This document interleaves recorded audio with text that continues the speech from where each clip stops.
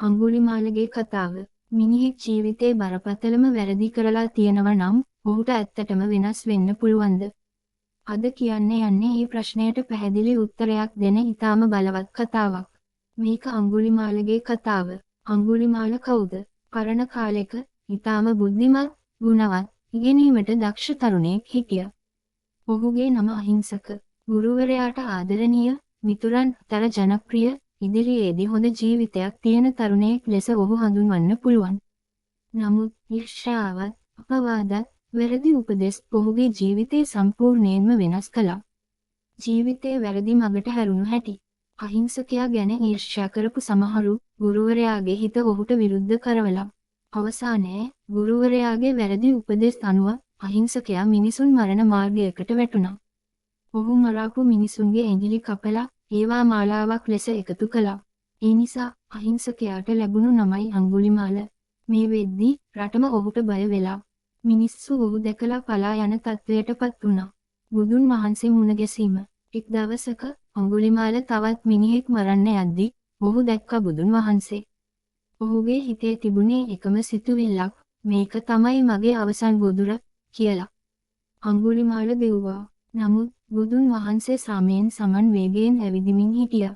කොච්චර දිව්වත් අඟුලිමාලට බුදුන් වහන්සේට ළඟා වෙන්න බැරි වුණා. බුදුන් වහන්සේගේ වචන. අවසානයේ අඟුලිමාල කෑ ගහලා කිව්වා, "මහණ නවතිනු." එවිට බුදුන් වහන්සේ නිහතමානීව උත්තර දුන්නා, "විශාලයි අඟුලිමාල, මම නවතිලා ඉන්නවා. නවතිලා නැත්තේ ඔයයි." මේ වචන ටික අඟුලිමාලගේ හදවතට තදින් වැදුනා. ඔහුගේ ජීවිතයේ පළමු වතාවට තමන් කරපු දේ ගැන ඇත්තටම හිතන්න ඔහු නවතිලා. ජීවිතේ හැරුණු මොහොත. ඒ මොහොතේම අඟුලිමාලට තේරුණා තමන් ගමන් කරන්නේ වැරදි මඟක කියලා. තමන්ගේ ක්‍රියාවන් කොච්චර දුක ගෙනාද කියලා. ඔහුගේ හදවතේ ලොකු පසුතැවීමක් උපන්නා. ඒ මොහොතේ අඟුලිමාල බුදුන් වහන්සේගේ පාදවල වැඳලා සංසාරය අත්හැරලා භික්ෂුවක් වුණා. භික්ෂු ජීවිතයේ සහ කර්මයේ විපාක. භික්ෂුවක් වුණාට පස්සේවත් අඟුලිමාලට අතීත කර්ම වලින් එක්වරම බේරෙන්න බැරි වුණා. මිනිස්සු ඔහුට ගල් ගැහුවා, නිඳා කළා, අපහාස කළා.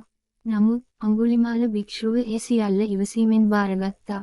බුදුන් වහන්සේ පැහැදිලිව උගන්වලා තියෙන්නේ, විශාලයි අතීත කර්මවල විපාක මෙලොවදී විඳිනව නම් අනාගත දුක් වලින් නිදහස් වෙන්න පුළුවන්.